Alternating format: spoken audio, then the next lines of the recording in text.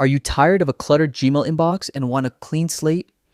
In this video, I'll show you how to permanently delete emails in Gmail in just a few simple steps so you can free up space, organize your inbox, and start fresh. Stick around until the end because I'll share a pro tip that can save you hours of cleanup. First, open Gmail.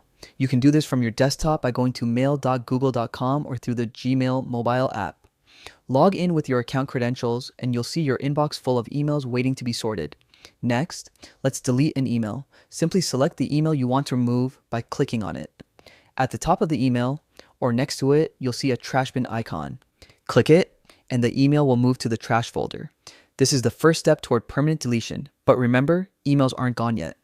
They're just in the trash. Now for the permanent deletion, on the left sidebar, open the expanded menu and click on the trash folder. Here, you can select the emails you want to remove forever.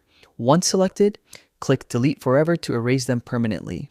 If you want to remove everything in trash at once, just click Empty Trash now. Be very careful. Once deleted, these emails cannot be recovered, so make sure you really want to get rid of them. Here's a quick pro tip.